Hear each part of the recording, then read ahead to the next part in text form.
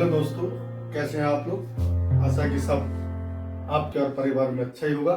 जैसे कि मैंने आपको कहा था कि पॉवर्टी का पार्ट 2 मैं आपको कल भेजूंगा, तो मैं आपको आज पॉवर्टी के कॉज और पॉवर्टी को डिक्लाइन करने के लिए गवर्नमेंट ने कौन कौन से स्टेप उठाए उस पर डिस्कशन करेंगे।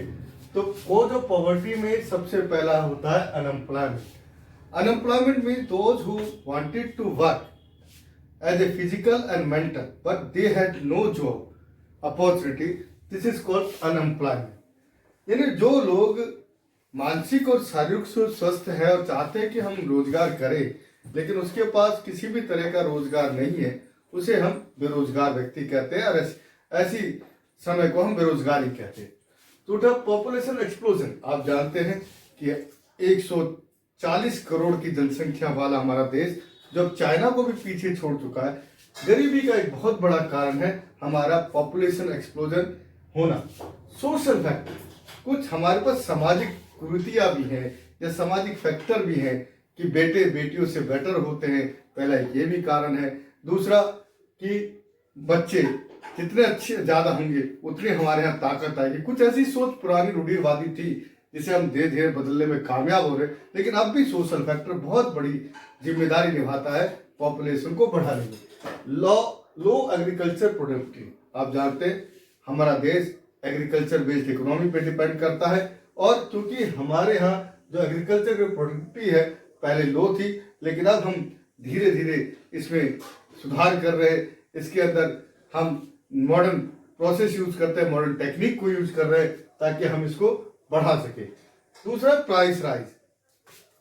अब आप जानते हैं कि दिन प्रतिदिन कीमतों में वृद्धि होती है, कीमतें बढ़ती जा रही है, और कीमत बढ़ने के कारण मिडिल क्लास फैमिली की अगर हम बात करें, जो पैसा सेविंग होना चाहिए था, आप जानते हैं कि मिडिल क्लास फैमिली सबसे ज्यादा सेविंग करती है, और जो सेविंग होना चाहिए था वो प्राइस राइज होने की वजह से वो हाउस होल्ड एक्सपेंस में चला जाता है, जिसके कारण बहुत कम सेविंग हो पाती है। अगर सेविंग नहीं हुई और सेविंग ना हो और बैंकिंग सिस्टम ना हो बेटर, तो वो देश तरक्की नहीं कर सकता। लो रेट ऑफ इकोनॉमिक ग्रोथ, आप जानते हैं भारत का जो आर्थिक समृद्धि है वो बहुत धीरे धीरे रेट से चल रहा है वैसे भी, लेकिन अब कुछ स्थिति हमारी बेटर है। आज हम विश्व की सबसे बड़ी 5वीं इकोनॉमी है, तो हमने बहुत हद तक सुधार इसमें किए हैं, लेकिन आज भी ये सारे फैक्टर हैं जो हमारे पॉपुलेशन को या हमारी गरीबी को प्रभावित करने वाले कारण है। कि गरीबी के जो कारण है ये मेन कारण है, इसके साथ और भी कारण है, लेकिन मैंने आपके साथ सिर्फ 5-6 कारण पर डिस्कस किया। अब हम बात करेंगे कि हम प्रॉपर्टी को डिक्लाइन करने के लिए हमारे गवर्नमेंट ने कौन कौन से स्टेप उठाए, ये इसके बारे में अब हम आगे चर्चा करेंगे। हेलो दोस्तों, एंटी पॉवर्टी मेजर यानी भारत सरकार ने कौन कौन से कदम गरीबी को खत्म करने के लिए उठाए। पहला है promotion of economic growth and employment, यानी सबसे पहले इकोनॉमिक ग्रोथ करने के लिए, एम्प्लॉयमेंट को बढ़ाने के लिए। जैसे आज आप जानते हैं कि करंट जो सरकार मोदी सरकार स्टार्टअप इंडिया, स्किल इंडिया, ये सब जो प्रोग्राम है एक तरह से मान लीजिए कि प्रमोशन ऑफ इकोनॉमिक ग्रोथ का है।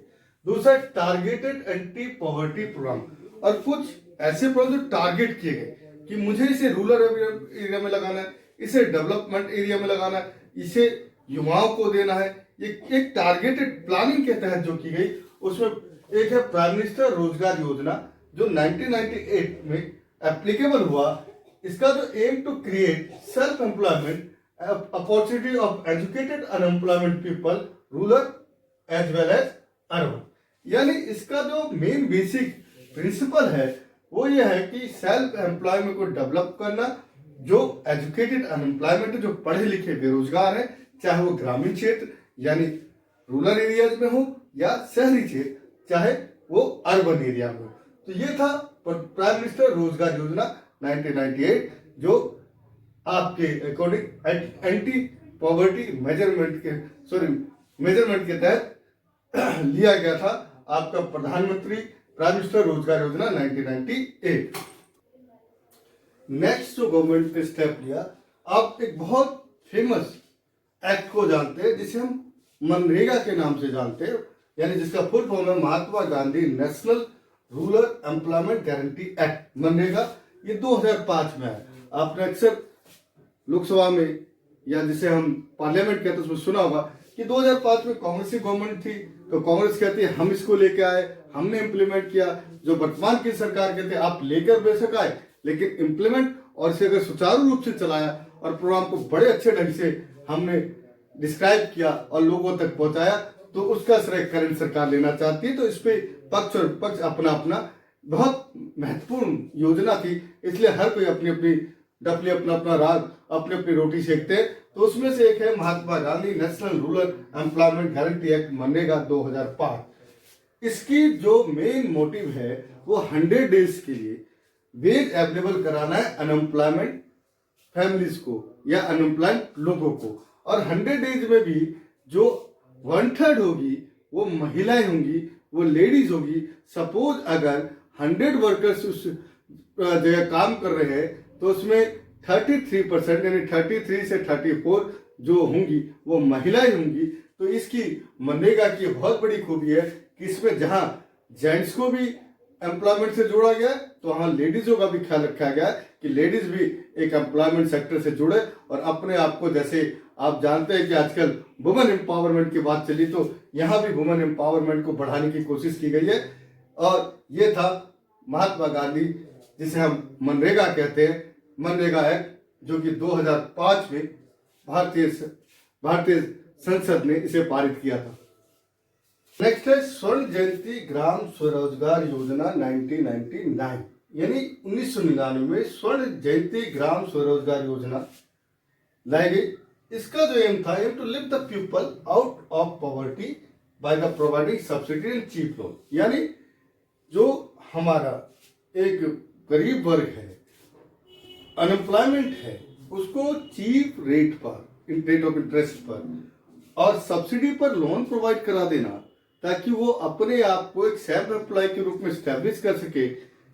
यहां पर है a holistic package convey all aspect of self-employed to such an organization poor into self-help group, यानी एक छोटे छोटे सेल्फ ग्रुप डेवलप हो जाए ताकि आने वाला जो बिजनेस है या आने वाला कोई नया बिजनेस करता है तो उसको मदद कर सके। किस तरह की मदद कर सके? ट्रेडिंग में, क्रेडिट में, टेक्नोलॉजी में, इंफ्रास्ट्रक्चर में एंड मार्केटिंग में।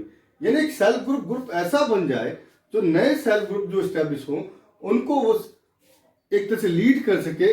तो इस तरह का एक होलिस्टिक पैकेज इसके अंदर था। जैसे कि आप जानते हैं आज भी हमारी भारत सरकार बहुत तरह के लोन प्रोवाइड कराती है, जो आप जानते हैं कि बिजनेस करने के लिए, ट्रेडिंग के लिए, मैन्युफैक्चरिंग के लिए आपको लोन उपलब्ध होता है, जो भारत सरकार आज भी कराती है। तो आप समझिए भारत सरकार ने बहुत सारे स्टेप गरीबी को दूर करने के लिए, रिडक्शन ऑफ पॉवर्टी के लिए किए हैं, उस पर हम चर्चा कर रहे हैं। और अब हम लास्ट में जो मोदी सरकार, जो 10 साल की मोदी सरकार है, उन्होंने कौन कौन से स्टेप लिए इस रिडक्शन ऑफ पॉवर्टी के लिए, उस पर चर्चा करेंगे। बात करते हैं करंट गवर्नमेंट की, कि करंट गवर्नमेंट यानी मोदी गवर्नमेंट ने एंटी पॉवर्टी प्रोग्राम कौन कौन से चलाए। तो उसमें महत्वपूर्ण है प्राइम मिनिस्टर गरीब अन्न योजना। जानते हैं कि कोविड काल से ही 2020 जब से कोविड शुरू हुआ उस समय से 80 करोड़ लोगों को मुफ्त राशन अवेलेबल करा रही है सेंट्रल गवर्नमेंट। दूसरा प्राइम मिनिस्टर आवास योजना। आप जानते हैं कि प्राइम मिनिस्टर आवास योजना के तहत अब तक 3 करोड़ लोगों को उनका आवास दिया जा चुका है ताकि उन्हें गरीबी रेखा से, पॉवर्टी लाइन से ऊपर लाया जा सके। प्राइम मिनिस्टर उज्ज्वला योजना, उज्ज्वला योजना it mean direct related to gas facility. तो 11 करोड़ लोगों को, महिलाओं को सीधा सीधा उज्ज्वला योजना के तहत गैस कनेक्शन दिए गए। आयुष्मान भारत योजना, आप जानते हैं महत्वपूर्ण सरकार की एक महत्वपूर्ण योजना आयुष्मान भारत योजना, जिसके अंदर 5 लाख तक का इलाज का खर्चा भारत सरकार हर साल उठा सकती है। तो 30 करोड़ लोगों को इससे जोड़ा गया। तो आप देखिए कि किस तरह से हमारी सरकार नित्य डेली हर चीज में कोशिश करती है किसी भी तरह से जो हमारा ये गरीबी है, इसी गरीबी को हम रिडक्ट कर सके, गरीबी को हम हटा सके, उस पर निरंतर प्रयास जारी है। तो आशा करता हूं कि ये वीडियो आपको पसंद आएगा। अगर आपको पसंद आए तो आप लाइक करें, शेयर करें, सब्सक्राइब करें और कमेंट करें। तब तक के लिए चिर परिचित बिट्टू सर का आप लोगों को नमस्कार।